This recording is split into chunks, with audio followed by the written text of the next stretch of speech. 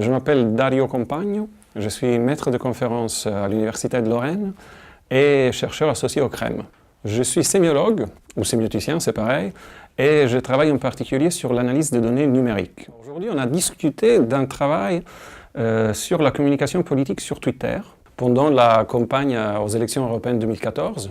Et nous nous ont intéressés à voir si les candidats français, italiens et du Royaume-Uni faisaient le même usage de Twitter, s'ils voyaient dans ce réseau social le même potentiel, ou s'ils tentaient plutôt de l'utiliser avec des buts différents.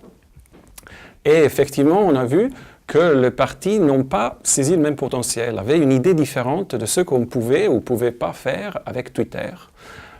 Grâce à une étude sur un gros corpus, en fait, il s'agit d'une base de données récoltée par une équipe internationale dirigée par la Maison des sciences de l'homme de Dijon.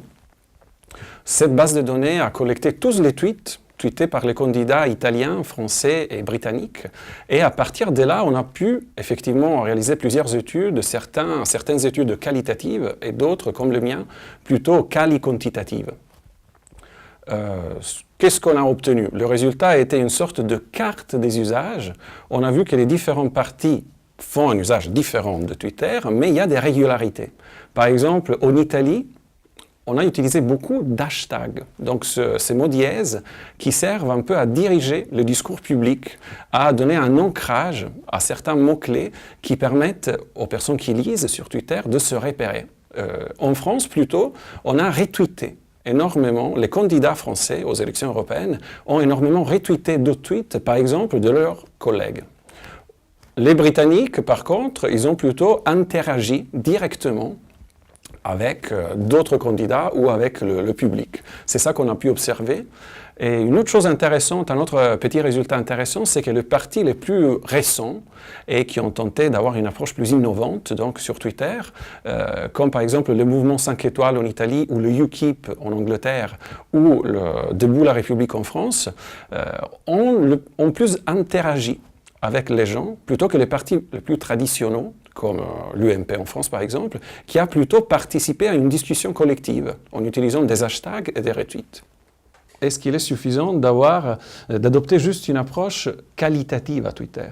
Parce qu'avec une approche qualitative, on peut sûrement obtenir des résultats bien argumentés, on peut aller travailler sur certaines personnes, certains comptes pendant une période de temps déterminée, mais si on veut jeter un coup d'œil à the bigger picture, donc à ce qui se passe au niveau du discours, au niveau des contraintes un peu plus collectives de production de discours, alors une approche quantitative peut effectivement nous permettre de voir des choses, des signaux faibles, si vous voulez, des régularités qui ne peuvent littéralement être saisies qu'avec une approche qualitative, où on se concentre sur une petite portion du discours.